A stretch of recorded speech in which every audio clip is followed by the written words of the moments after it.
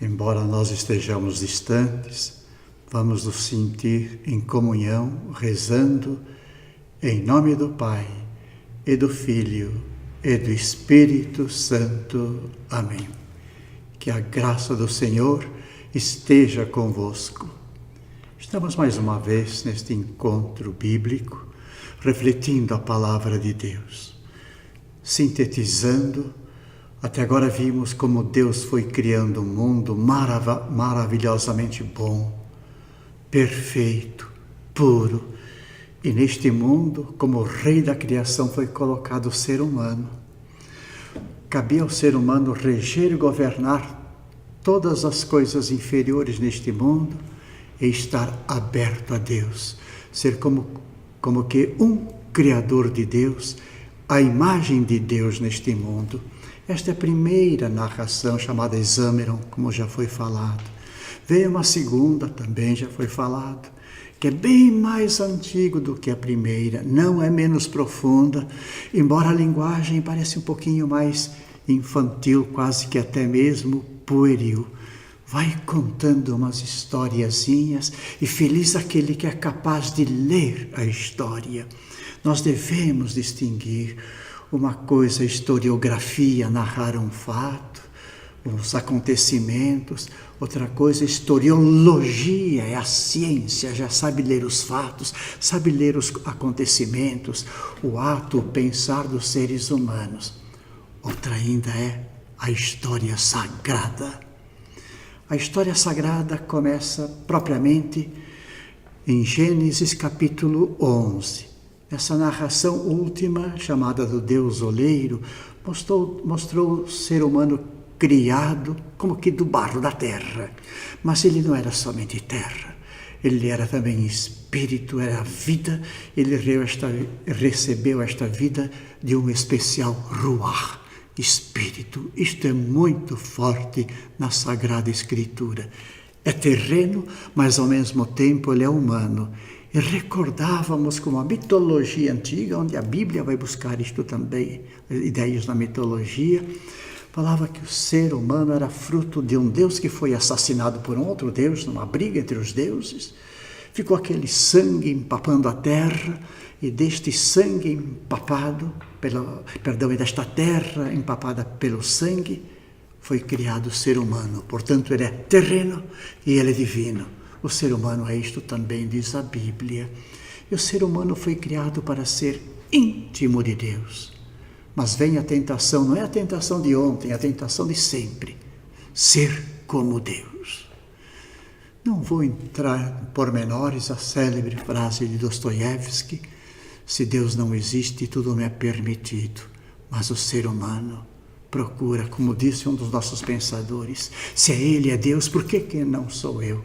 Nós fomos criados para ser até mesmo divinizados.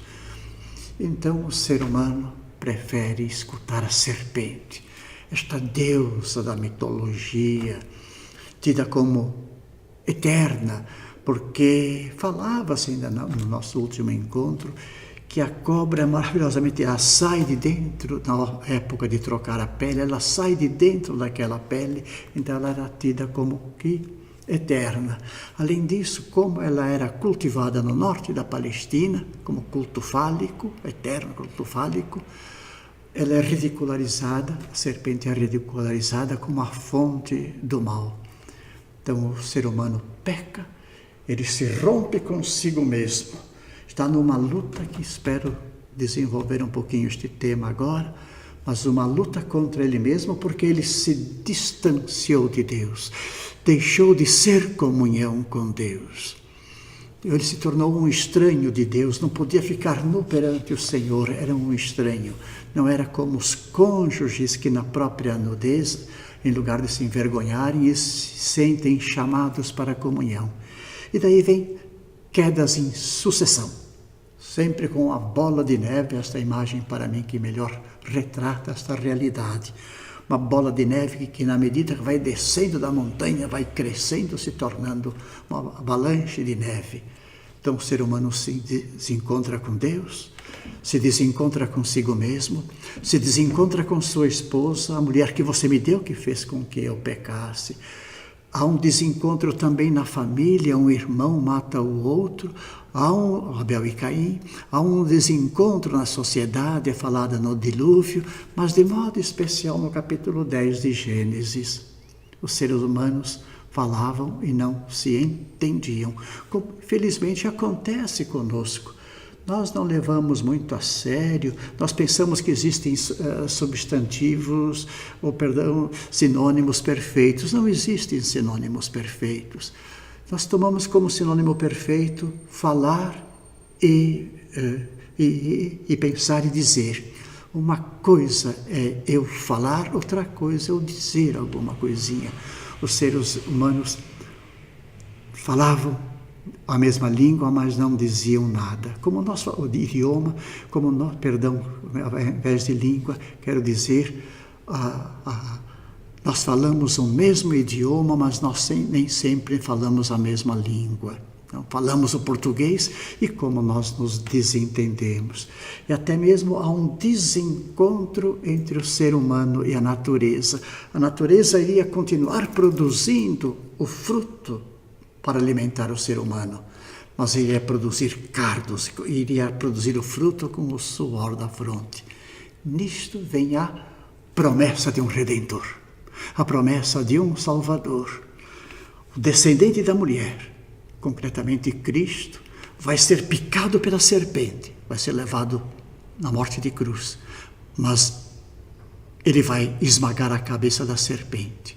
Então, logo com o capítulo 11 do Gênesis, começa a história da salvação, com a história de alguém concreto, Abraão. Abraão, que lá pelo século XVIII, mais ou menos, sai da Palestina, da Mesopotâmia, porque foi chamado por Deus. E o que foi proposto para ele era um absurdo, deixar tudo, deixar todos, sair com Sara para serem pai de muitos povos. Enfatizo esta expressão, pai de muitos povos, sendo que ambos já tinham seus 90 e poucos anos de idade, e para gravar, Sara era estéril. Abraão, então, nunca é demais enfatizar, ele acreditou no absurdo, acreditou na voz de Deus, no chamado de Deus, e ele partiu. Partiu sem saber para onde iria. Partiu para uma terra que não era dele, que iria ser conquistado. Partiu para o indefinido. E com isto começou assim uma grande caminhada. Abraão passou a ser, então, o pai daqueles que creem. Infelizmente, depois do judaísmo, Abraão foi colocado como um homem de grande merecimento. Não, ele não tinha merecimento nenhum, até ele era pagão, mas ele acreditou no absurdo. E acreditando no absurdo, ele incorporou este Deus. E foi dito para ele que ele seria pai, enfatizando sempre, de muitos povos, não de um único povo, o que vai ser bastante destacado nos escritos paulinos, quer nos escritos a Epístola aos Romanos, quer na Epístola aos Gálatas.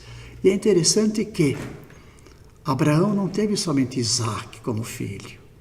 Da sua esposa mesmo ele teve Isaac. Mas de duas concubinas que ele teve Ismael e mais 4 filhos. Tornou-se o verdadeiro filho de Abraão, aquele que foi fruto da promessa e da fé abraâmica, aceitar o aparente absurdo. Por isso, Paulo apóstolo vai desenvolver como um grande exegeta, como um grande intérprete da Sagrada Escritura, que para ser filho de Abraão, não é necessário ter o sangue de Abraão correndo pela veia, não é filho segundo a carne, filho segundo o sangue, mas deve ter a mesma fé de Abraão. E com isso, então, começa a desenvolver-se essa história salvífica. Abraão, ele foi justificado porque acreditou. E uma vez que ele foi justificado porque acreditou, ele se tornou pai de muitos povos, o pai de todos os povos.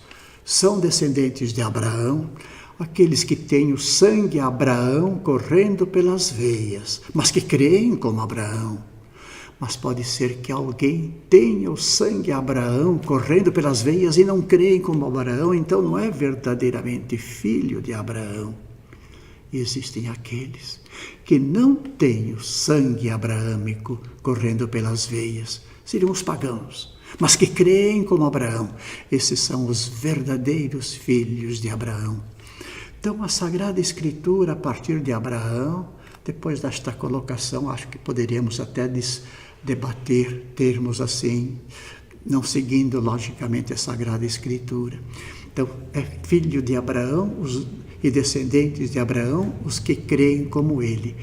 Então, é de destacarmos, é do ser humano refletir como nós refletimos hoje, que as criaturas racionais são compostas de corpo, de alma, sim, mas isto é mais para a ciência, é para a filosofia, para a antropologia, ciências maravilhosas. A Sagrada Escritura, em forma de história, vai trazendo uma grande realidade, uma grande novidade. Daí, sobremaneira, Paulo, apóstolo, na Epístola aos Coríntios, ele vai fazer uma distinção entre o homem carnal, o homem natural. Melhor, comecemos pelo o homem natural, o homem carnal e o homem espiritual. Que é o homem natural, antropós psíquicos, diz a Sagrada Escritura, Epístola aos Coríntios. É o ser humano dotado com todas as qualidades que Deus lhes deu. Uns mais de uma maneira, outros mais de outro. Deus distribui as mãos cheias os seus dons. Então, o ser humano é o que é, com sua limitação, porque Deus não poderia criar um outro Deus. Então, criou o ser humano enriquecido, elevado a ser íntimo de Deus, né? Mas era limitado. Então, este ser limitado, este ser natural, ele tem uma tendência enorme para o mal. É o chamado o homem carnal, antropós sarkinos. O homem carnal é aquele que está aberto para as piores mazelas deste mundo, para os piores pecados deste mundo. E é certo, é de todo ser humano, máxime de um bom diretor espiritual, saber trabalhar com seus dirigidos, como controlar esta tendência para o mal. Os nossos psicólogos vão dizer que nós temos o instinto tanático, o instinto de morte. É coisa ruim? Não, não é coisa ruim. É por ele que nós lutamos pelos nossos direitos. Eu vou ver o outro como um concorrente, mas eu não vou atropelar. Eu não vou usar meios desonestos. Este instinto tanático pode nos levar para as piores degradações. Então, este ser humano natural, antropós psíquicos, que é chamado também antropós sarkinos, que é carnal, ele tem uma abertura profunda para o alto. E de modo especial entra a vida religiosa. Não que o homem carnal não seja objeto da vida religiosa, é sim, mas esse homem carnal tem que ser controlado. Tem como usar uma expressão meio antiga, um pouquinho antipática, mas tem muita de verdade. Esta fera que está dentro de nós tem que ter essas forças controladas e trabalharmos o antropós pneumáticos, o ser humano espiritual. E aí começa de modo especial o processo evolutivo na vida espiritual. Sermos perfeitos, como o Pai Celeste é perfeito. Aqui, se nós lutamos muito pela ascese, como controlar o homem carnal, pela mística, nós vamos alimentar o homem espiritual. E o crescimento não tem limite. O nosso limite é o infinito. Sempre, cada vez mais. Diariamente nós repetimos na missa, é um momento importante para mim, fração de segundos, quando se diz, ao iniciar a oração eucarística, se invoca o Senhor dizendo, aliás, somos solicitados a sermos invocados pelo Senhor, dizendo, corações ao alto. Nós não nascemos para o mesquinho, nós nascemos para o sublime. Sermos sempre com a graça de Deus, perfeitos, como o Pai Celeste é perfeito. Então, a partir de agora, em todas as nossas reflexões que nós fizermos da Sagrada Escritura, talvez, quem sabe, seguindo mais a liturgia da palavra, que agora fiquei nos primeiros 11 capítulos da Sagrada Escritura, nós vamos fazer de tudo para irmos sempre, cada vez mais, trabalhando o nosso interior, porque a vida religiosa começa no nosso interior. Precisamos do interior, sim, mas que tudo proceda, precisamos do exterior, quero dizer, mas que tudo proceda do interior e que o exterior seja para manifestar e para fortalecer o nosso interior. Que o Senhor esteja sempre conosco, assim nós tudo poderemos naquele que nos conforta.